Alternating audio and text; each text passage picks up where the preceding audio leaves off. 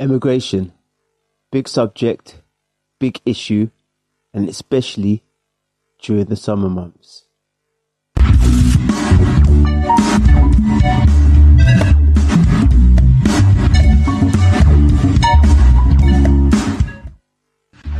Now, the thing is, there's nothing new going on here. I mean, we've seen this before, globally and nationally, especially seeing since the US presidential elections. Donald Trump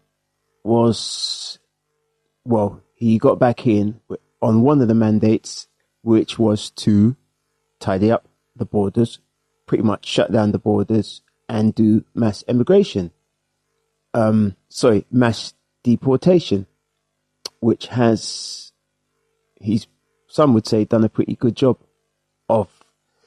And others will argue, obviously those who are against deporting immigrants would argue that he set a bad precedent and he's taken it too far.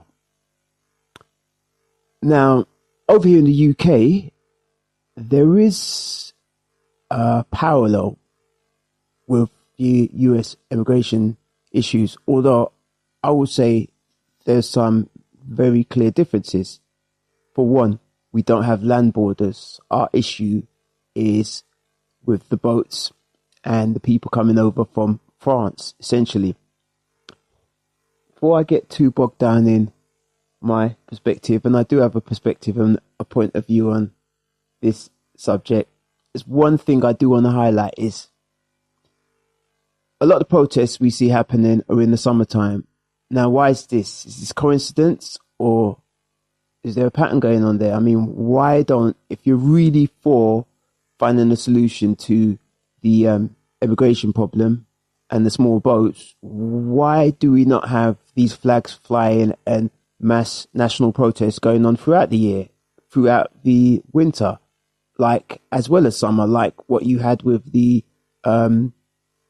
Israel-Gaza conflict that's been going on for the last 2 years, and you've had mass protests throughout the year? It kind of gives me a sense that come summer, you got more people who are more motivated to go out and take to the streets and get involved in something, even if it's, be it some kind of activism or some kind of protest. And I'm not taking anything away from how they feel or think or what they're trying to highlight.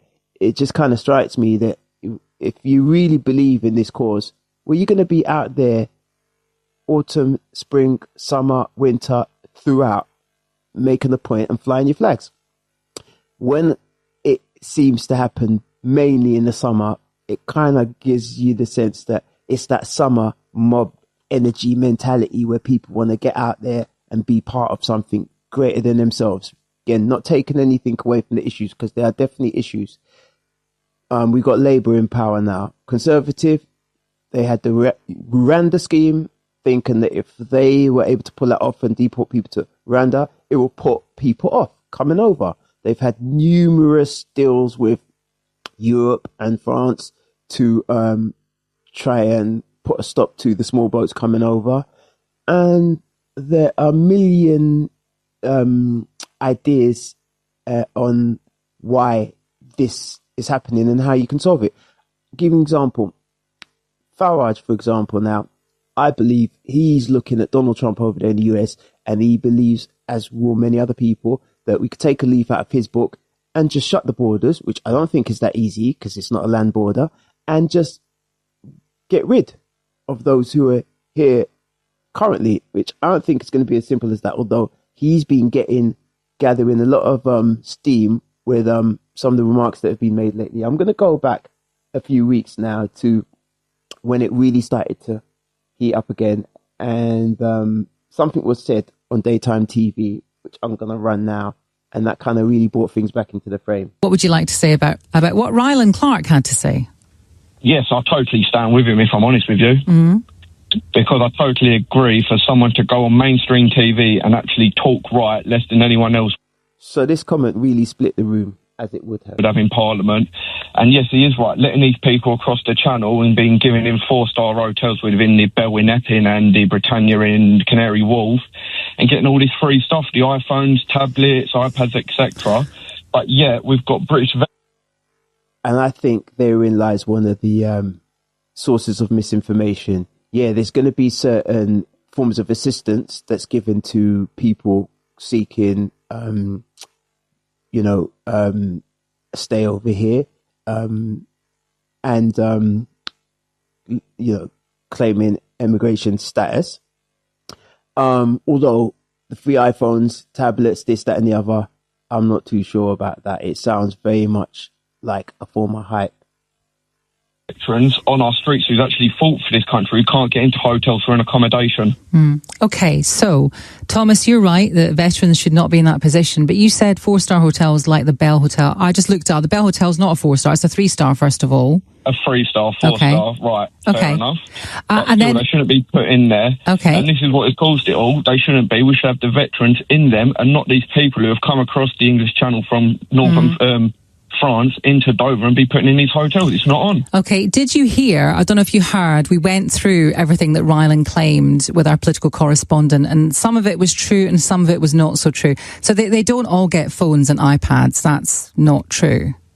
Most of them do. They come in here, get how do you know that? Right, back to the point. Because you can tell they do. You see them all the time. I see a video on social media that someone went into one of these so-called hotels where they're staying, and you can see they've been given a PlayStation 5 to sit there on. It's not on. So there's a clip. I ain't too sure about that. Someone on social media, someone's been given a PlayStation 5. Yep.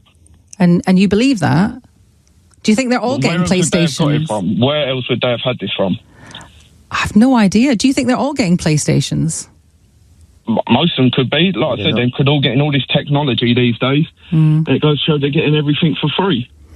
And like the government took away the winter fuel from the OAP pensioners. Think of how these old people are feeling right. So this is where some of the arguments lie.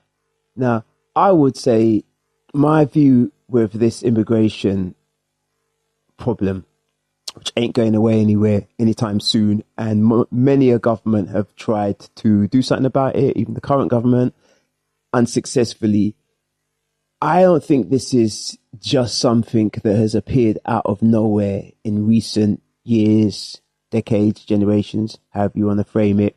To me, this has got more historical roots in the colonial era or the colonial history of our great nation.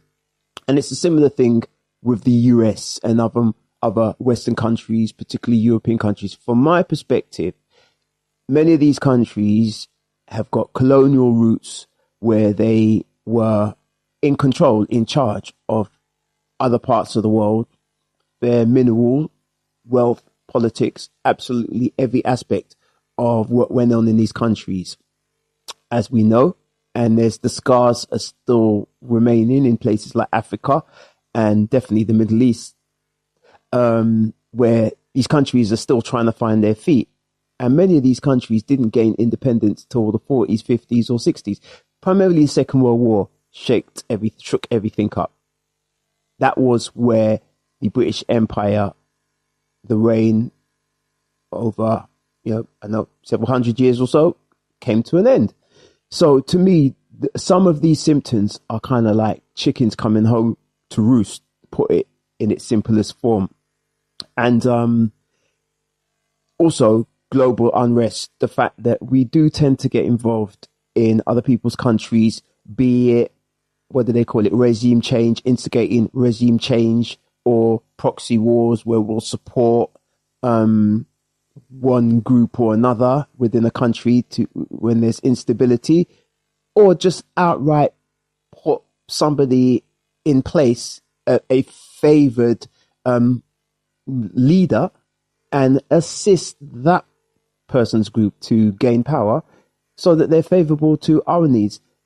Bottom line is it causes unrest in these other countries, and as a result to a lot of these conflicts and wars, you get people migrating across the globe wanting to land and create a home in places like the UK and Europe and the US. I won't say this is the only reason for, migration. You obviously economic migration, which can still be linked to unrest in people's home countries.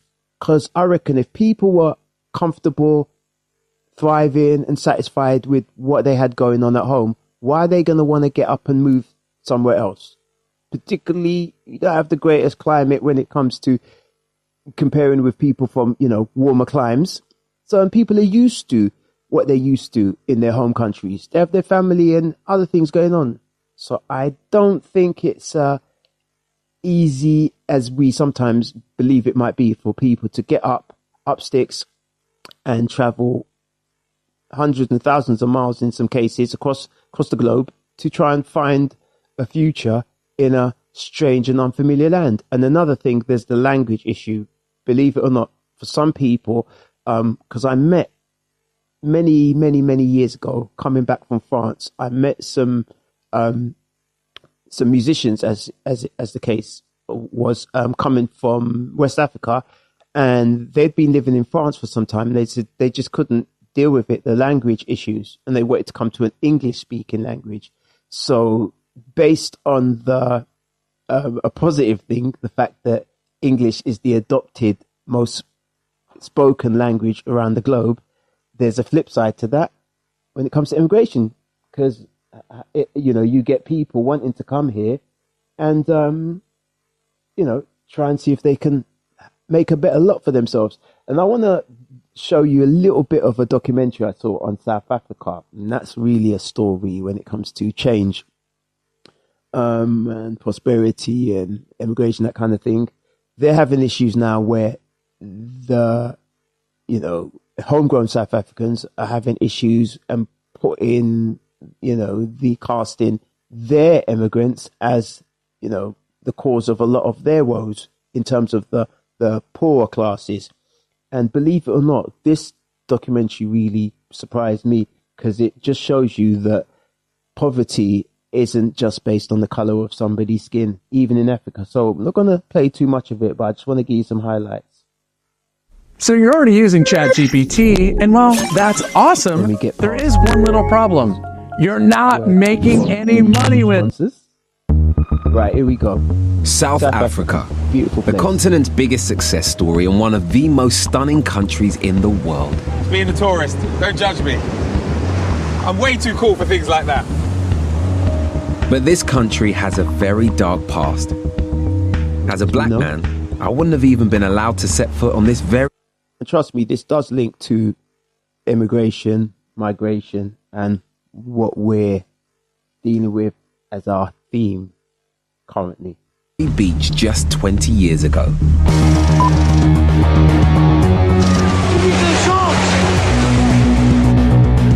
For over a century, a white supremacist government controlled the nation and brutally oppressed black people. They've got no education. They've only just come down from the trees. This system of racial separation was called apartheid and was only abolished in 1994 when Nelson Mandela and the ANC came to power. That's just around the corner. Today marks the dawn of our freedom. There has been such extreme levels of segregation here, and knowing that ended... What I want to show you is this, which may surprise some. The government has repeatedly tried to shut the camp down as new people arrive all the time. How you doing? I'm Reggie. What's your name? JD, hello. 27-year-old artist JD turned up last month with his mum, 2 kids, and pregnant wife. That's absolutely beautiful. That's what I do. I travel the whole country, painting and drawing all over the place. So where have you come from? Originally from Cape Town. How have you ended up here in Coronation Park? I've been hit by life, Hit to my knees. It's difficult for white folks these days. It really is. We don't have the ball in our court anymore. We are not the chosen ones, if you want to put it that way, and it's the truth. Most white South Africans are descended from Dutch settlers and called Afrikaners. During apartheid, they saw themselves as a superior race. We cannot mix with the lower nations unless they are cultivated. given the best jobs and education, creating a super wealthy white elite. In 1990, everything changed. The leader of the black resistance. See, 2 points I'm trying to make here is global unrest over generations and millennia does affect migration trends, and it's not just linked to brown-skinned people. Nelson Mandela was released from prison.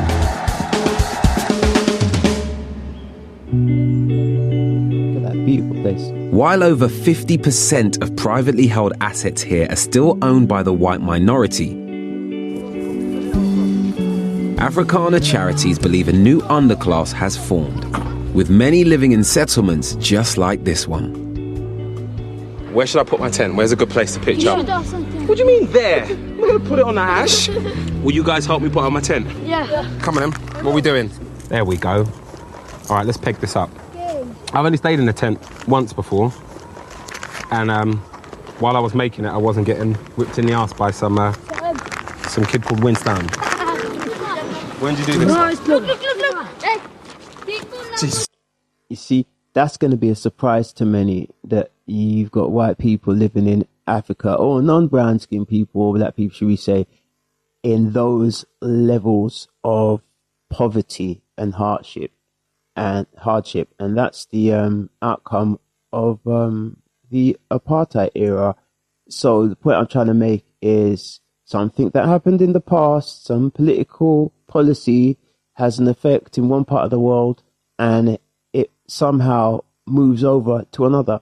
I mean, recently Donald Trump had issued visas to a couple of hundred South African white farmers, giving them immigration status as threatened people, being threatened at home.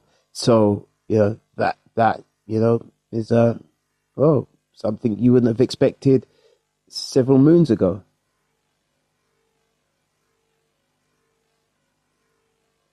As well as child benefits, many residents survive on handouts, including hot drinks and sandwiches given out 3 nights a week.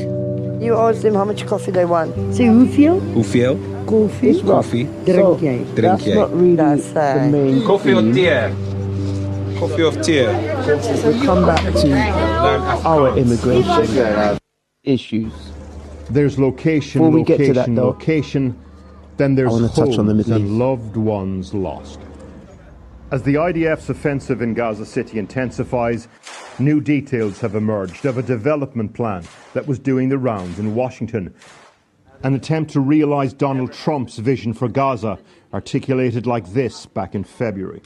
The Riviera of the Middle East, this could be something that could be so this could be so magnificent. Cue the AI-generated content reposted by Trump. See, these great ideas and grand schemes, they do have knock-on effects. You've had Syria over there for quite a while. You've had other parts of the Middle East where from Iraq onwards, there's been unrest, even Iran. So you've got immigrants, people migrating all the way from that part of the globe, finding their way in France and choosing to go a step further to come over here to England, maybe due to the fact that it's an English-speaking country, or maybe they have relatives or people they know who've also settled here. So it's that idea that if the unrest there wasn't so much unrest in some of these places, would people want to leave their homes and, make their way over with such a perilous journey as well, risk their life to make their way over here? I don't think it's as simple as we think of it sometimes. Before I really get back on the current immigration issue with the protests and the, flag waving and everything, I just want to look at part of one other story, because it shows you the extent somebody will go to, the risks taken to try and get over here. It's extreme. Every day, 96 loved ones go missing because of lung cancer. Check this out. In 2015, a stowaway fell to his death in London. He'd been hiding with a friend in the wheel well of a plane. His death made world... Say to cut this, but I just want to say we many of us saw the footage of hundreds of people chasing after the plane as it was moving down the runway in Afghanistan when the US handed over to the Taliban, and literally hanging on to the outsides of this plane, hoping to be able to get out of the country. That's desperation. You don't do that unless you're really in a desperate situation. Wide headlines, but his life was a complete mystery. I set out to discover who he was, why he'd taken on such a perilous journey, and what happened on that plane. For 5 years, I searched obsessively for the one man who could answer all my questions. The one man who, against all the odds, had survived the most extreme journey ever made. The guy was in the wheel well at how many tens of thousands of feet on an 11-hour flight, exposed to the elements, and he virtually, when I say virtually, I mean just about survived. And his mate who he came over with wasn't so lucky. He made it over here, but not in one piece, sadly.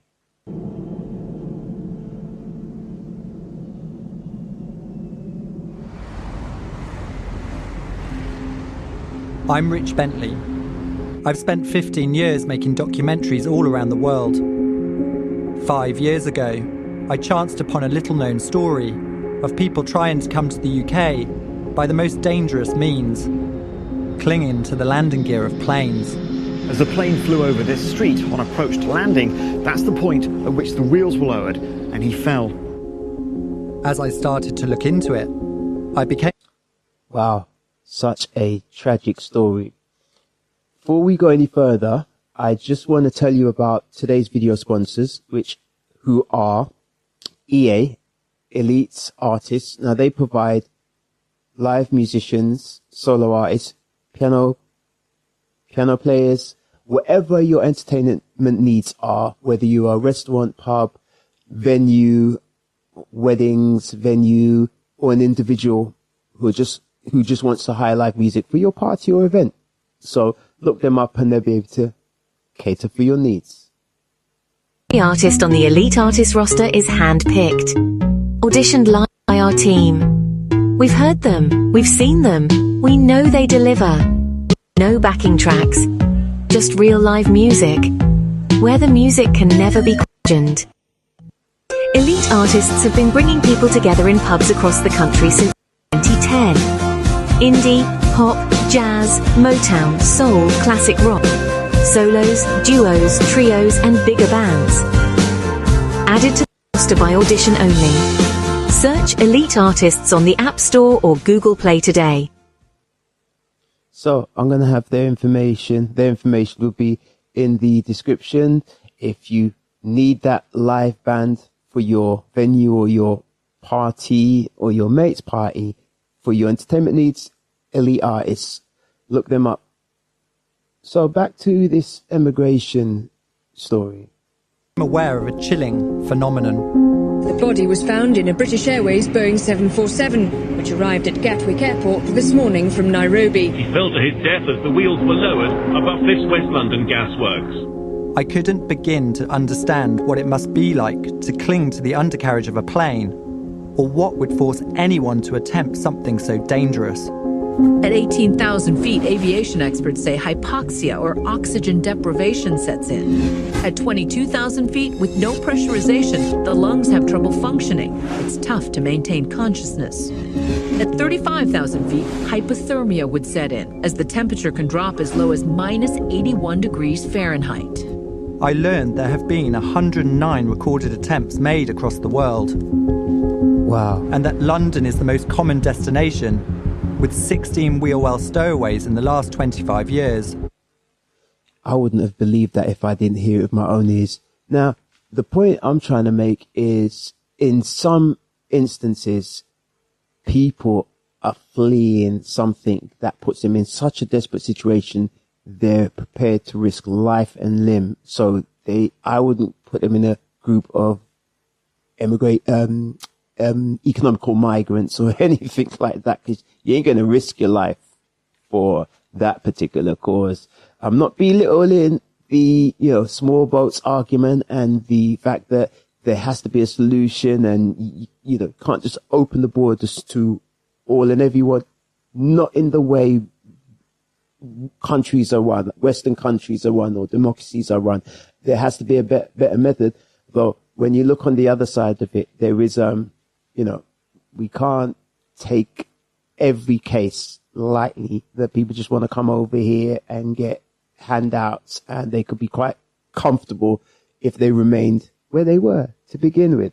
So I'm just going to cut through to the end of this, as this journalist found the guy who survived after some great efforts to track him down, and he's got a bit of a story. Because like for me, if I can say I'm able to pay school fees anymore.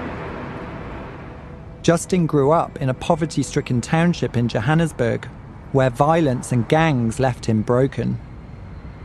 My grandma is the one who raised me from 3 months, passed away from 2009. So you were essentially on your own as a child, looking after yourself. Yeah. And is that how you ended up being homeless? Yeah.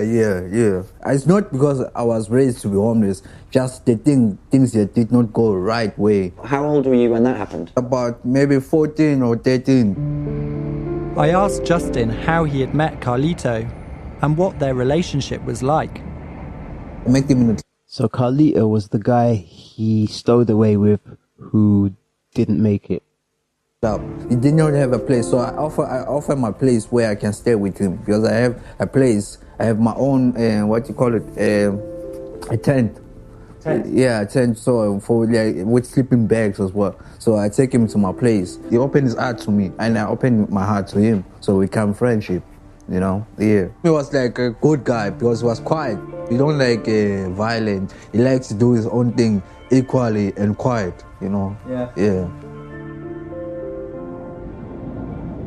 Justin tells me he reached breaking point, and with Carlito still keen to get to Europe, this was when they came up with the idea to stow away together. And where did the plan of getting on a plane come from? The plane came from when I was sitting in the camp zone. It came with a lot of books of physical things, of engineering. Yeah. So these guys planned this out. They definitely didn't just do it on a whim. And I'm looking at it from the information at hand that his desperation led them to that decision. So I just want to highlight that for some of the people migrating, there's great desperation and hardship and factors that drive them to embark on this journey. Now, we're getting a little closer to where we are today.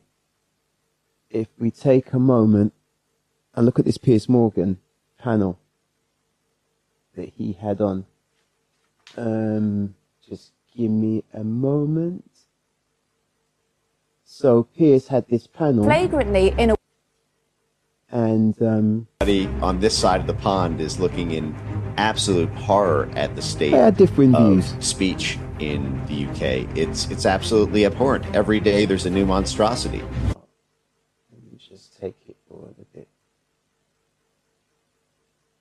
Illegal migration, a refusal to detain and deport people who come to this country illegally. So they're now policing our posts on X about our feelings about migration.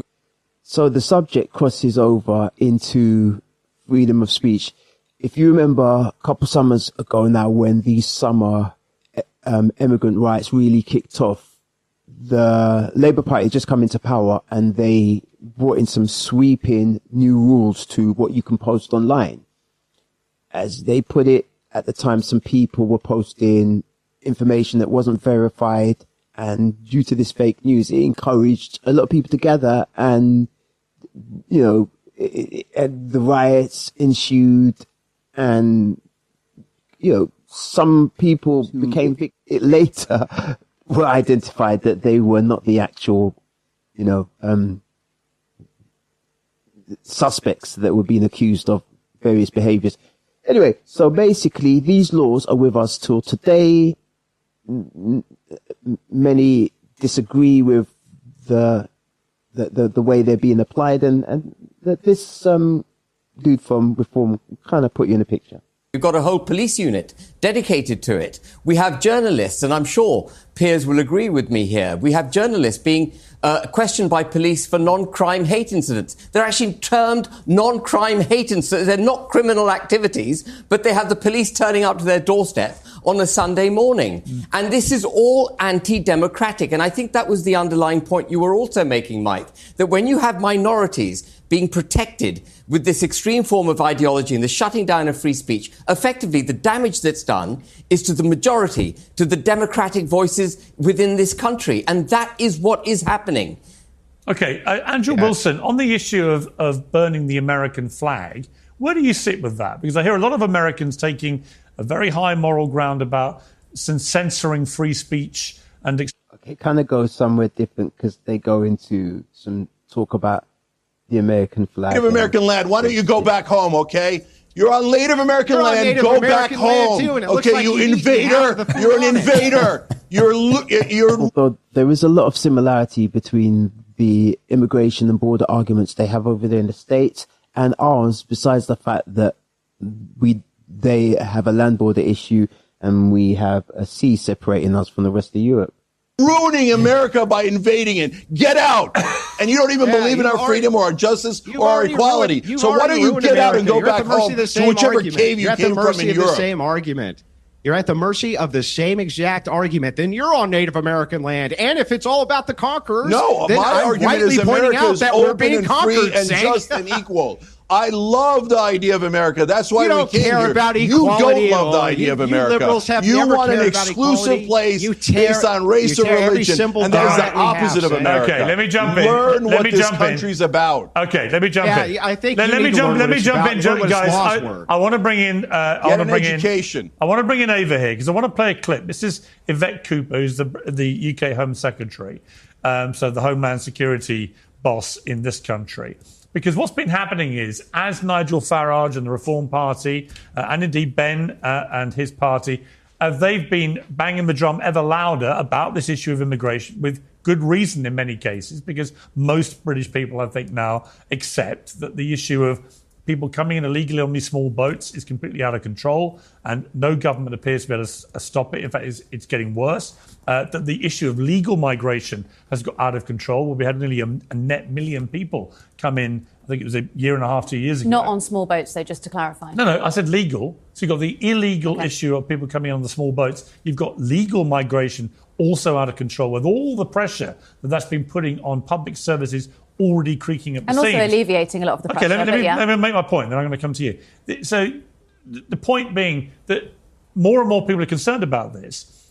So the Labour government under Sir Keir Starmer and Yvette Cooper, who's Homeland Security in the UK, Home Secretary, they've now, in many people's eyes, are now pivoting more and more to what is perceived to be the right, particularly over the issue of flags. And it led to this extraordinary interview with Yvette Cooper on the BBC News this morning. Let's take a look. Do you have a flag on display in your home, on your home? Yeah. We actually have Union Jack bunting on our garden shed at the moment. I've got St George's flags. I've got St George's bunting. I've got the Yorkshire Rose bunting as well. I've got Union Jack's flags and tablecloths. So the London Stock Exchange opens at 8 o'clock in the morning. And what you find is in that first hour, we've got the lot. The reason that is so laughable to many people is that many on the left have associated the Union Jack and St George's flag with the right wing. No. Right? If you have a bunch of flags like that in your house, you must be a right-wing headbanger. Ava, is there not a delicate situation here where the left are becoming the far right? It's honestly, it's just not true. I'm laughing of the lunacy. I suppose this is difficult for an American audience because you guys do have flags around. And, you know, my partner is American and he does have his flag loud and proud quite often. But Brits don't do this. They don't sort of adorn everything with a Union Jack. It's just not something Home Secretary does. We're sort of more demure. So it's laughable. Almost not a single inch of her house doesn't seem to have a flag. I know. But that's funny to me because they've got themselves so embroiled in this argument about trying not to be perceived to hate the flag that they've actually gone way overboard with it. But I can't even remember what the main point was. What was the point? I think the whole issue about the flags. Well, the whole issue is whether flag waving, flag hanging, whether it's become a symbol of patriotic pride, or is it something more sinister, where it becomes a very nationalistic thing, which is driven by people who perhaps have a more nefarious intent? I mean, Ben, maybe you're... Well, I mean, the point I was going to make is that the reason people fear it becoming nationalistic, when they do fear it, if they do fear it, it's because the nation state of the United Kingdom is under attack. Oh, shut up. No, absolutely it is. We are having our constitution and our culture and our people set aside. Mass migration, coupled with diversity, equity and inclusion, which we've touched on briefly with the transgender debate, puts a protective blanket around people who come to this country. Somewhere where I take reform with a pinch of salt is definitely Farage being mates with Trump to a degree and watching how he's advanced his agenda over there in the US. He takes quite a few leaves, I believe, out of the Trump approach. He sees how he's been successful on this emigration thing, and as best he can tries to transplant some of these political ideas and concepts and apply them to our circumstances. Some things work, some things don't work as smoothly because, we're not exactly the same place, but there are very many similarities in our politics. Celebrates their culture, promotes their culture, and sets ours aside. We have a whole employment agenda, from the RAF to public services to GCHQ, all employing ethnic minorities over white British people. They're designed to do it. And so our flag waving is not divisive. It is an act of defiance when we do it, because we're saying we are British, we are English, and we want to be recognised for it. Okay. And we want the government to do what's right for the United Kingdom and for England. That's what we want, and it's a perfectly reasonable thing to demand. Hang on, let Ava respond first, and I'll come to the others. So this is confected outrage. It's not confected outrage. Every single, twice a year, we will celebrate the England football team. We will celebrate that. We just celebrated the Lionesses, the English football team, winning the Euros. It was incredible. Everyone is waving the St. George's Cross, which is the English flag. No one fears the flag. What they do fear, which I think where this sort of conversation has been born out of, is that when there are times of, say, instability and there is a fire underpinning, there's sort of like a rage burning out of the far right, those people do tend to... Right. Did I even make the point yet? No, but you go straight to far right. What's the far right got to do with this? I haven't said it yet. But believing in your national symbol, being proud of your flag. I could have been pouring water on, my own argument. You don't know yet. Go on, finish your argument. The point being, when there is, say, a protest outside of an asylum hotel that seems very dangerous or vitriolic, those people they're waving the St. George's crosses. And sometimes there are people who point out that does seem intimidating. Why? Because it's being done in a way, it's being waved flagrantly in a way to intimidate. No, it's not. It's sending a message. My British values are: we are inclusive, we go to wars to protect people who are at the subjugation of a dictatorship. My British flag does not represent people who are burning effigies outside an asylum hotel. The extreme policy of mass migration, coupled by the protection and promotion of minority, ethnic and cultural rights in the United Kingdom, is an assault on civil society in this country. It is an assault on the United Kingdom. People go to these protests with these flags to remind the authorities that this is England, that this is the United Kingdom. All right, but Ben, please protect us. All right, but Ben, let me just hold you... Hang on. I just want to talk to Ben about something you said in April last year when you were talking about what should happen to people coming in on small boats, right? And you said, let's not infantilise these people. They have free will. I'm not going to be held to ransom by their claim. They deserve protection as soon as they get to our territorial waters. If they choose to scupper that dinghy, then yes, they have to suffer the consequences of their actions. In other words, drown. Now, the reason that created such a furore is I don't recognise a country in the UK where we are that contemptible towards anyone who may be seeking genuine asylum in our country, coming from a war-torn country, particularly, by the way, if we've been involved in waging an illegal war in that country. Take Iraq, for example, right? I don't like our elected officials to be talking about, let them drown. Well, right? As a general comment about everybody coming in, some of whom are obviously genuine asylum seekers. That's not to say they all are. There are many people on these small boats coming in who are clearly young men, economic migrants, on the make, wanting to make a better life for themselves in the UK. That's fine. But if you want to do that, do it the legal way, which is the way it should be done. And we've lost control, and that's wrong. But I don't want to have a country, Ben, where we are so heartless that we think everyone, including women and children, who might be coming in as genuine asylum seekers, should just be left to drown. Well, I'm very glad you brought this up, Piers, because I know you had a...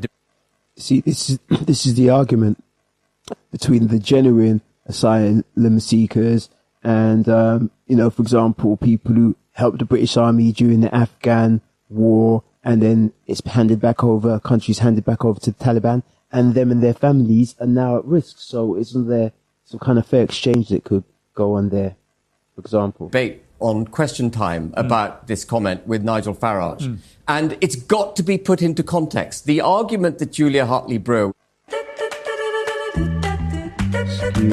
How I'm loving life these days. was making was that the argument I had made was that we She was the interviewer from She was the TV, interviewer. yeah. And the argument I had made is we need a dedicated trained force which intercepts these dinghies and prevents them from entering our territorial waters and sends them back to France, which, by the way, under international law is our right.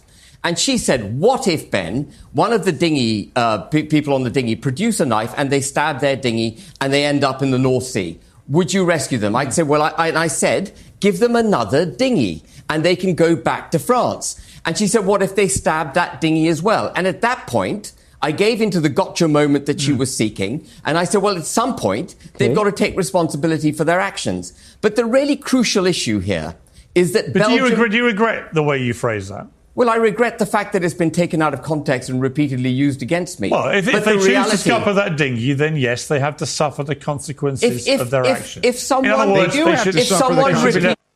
How about the other people in the dinghy who didn't choose to scupper the dinghy, but they just happened to be part of the group? Does he believe they should all drown?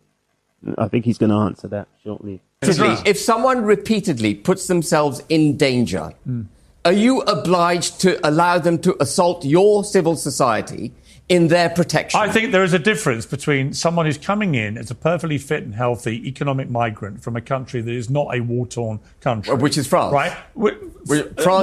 They're all coming from France.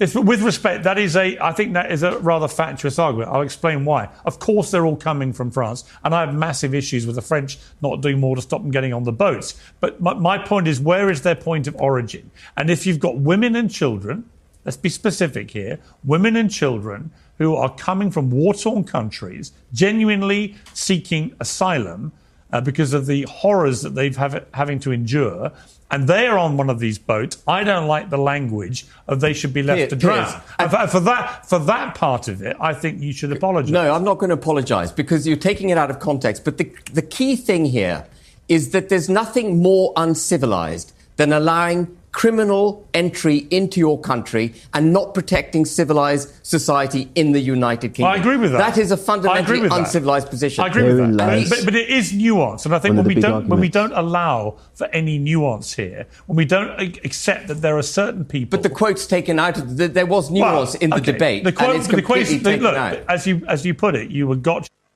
So that's a classic type of political panelists...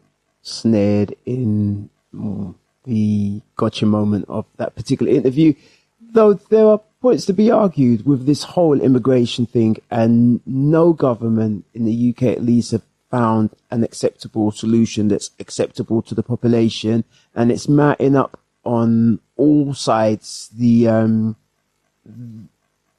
against immigration, for immigration, and probably those in the middle who want something more managed and balanced. It's not going to go away anytime soon. The fact that every summer it seems to ratchet up and increase, and people take to the streets, and then it's all over the media as the main topic of conversation. It's like it did in the States. It reaches a boiling point, and then something, I guess, has to be done. In summary, I kind of still believe that a lot of what we're experiencing today is linked to what happened prior in history, in the colonial era, even in recent years, in terms of how the West deals with, interacts, gets involved with other countries' businesses, and sometimes encourages instability, should we say, putting it mildly. And there's a knock-on effect to this type of thing. There's a term that used to be used where they say chickens coming home to roost, as far as the old British Empire and colonial rule days.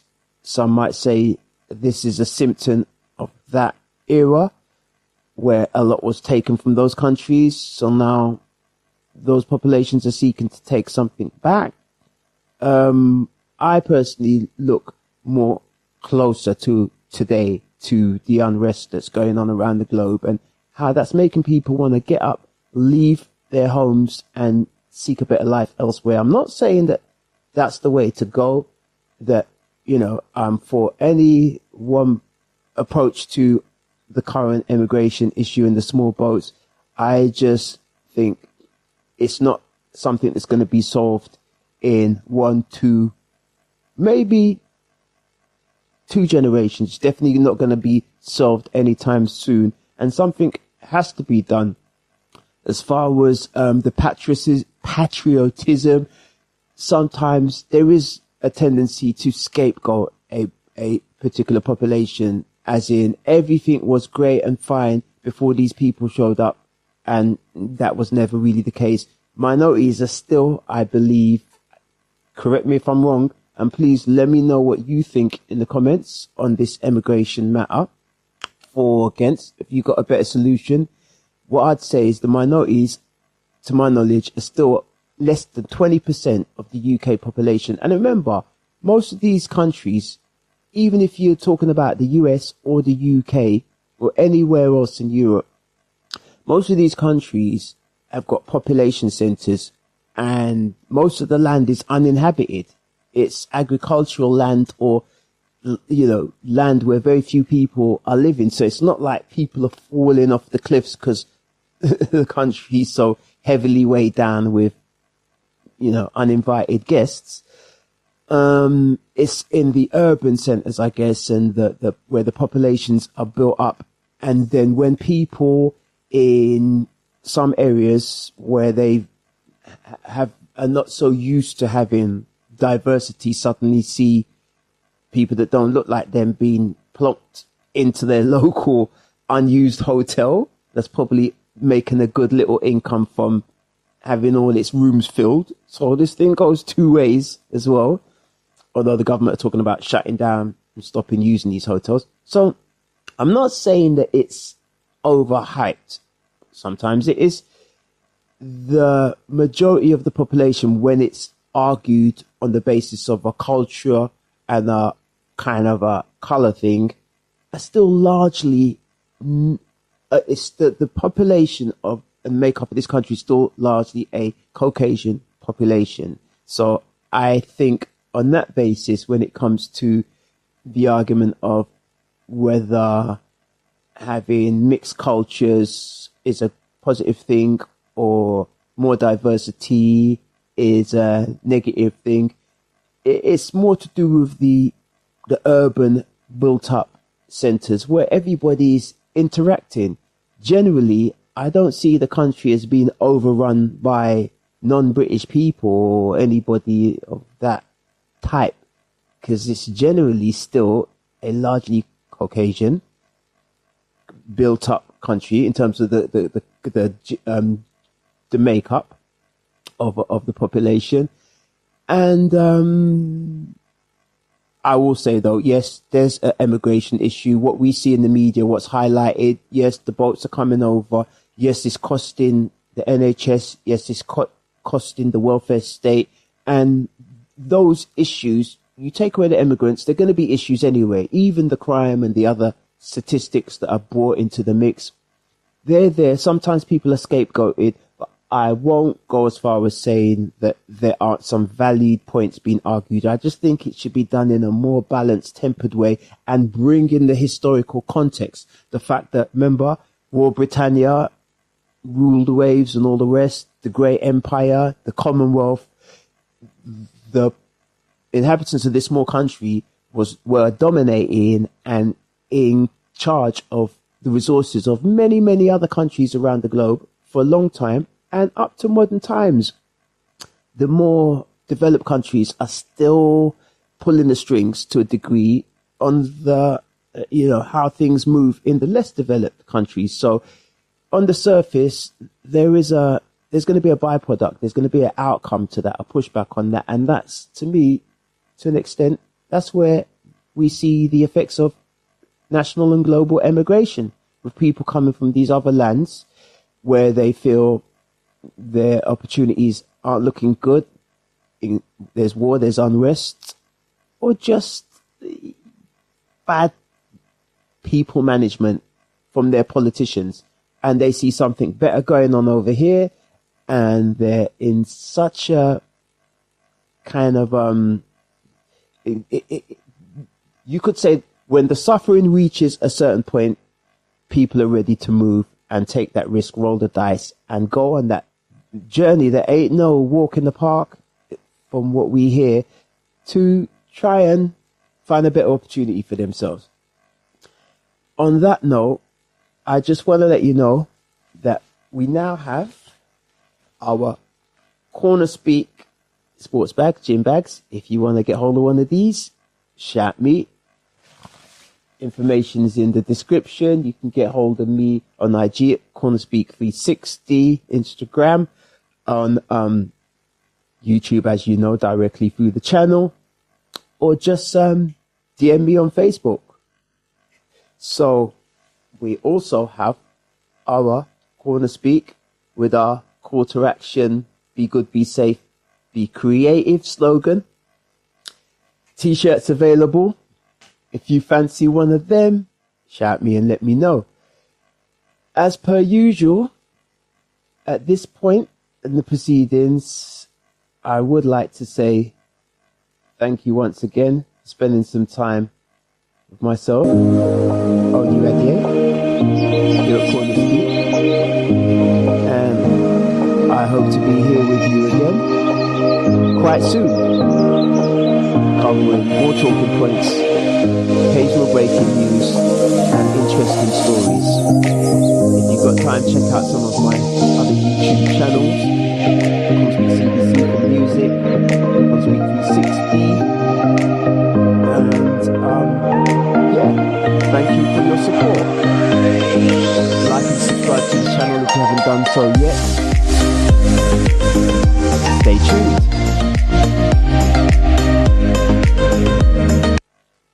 As I like to say, be good, be safe, and if you can, be creative. For now, thank you for being here with myself, Oluwade, here at CornerSpeak. I am out.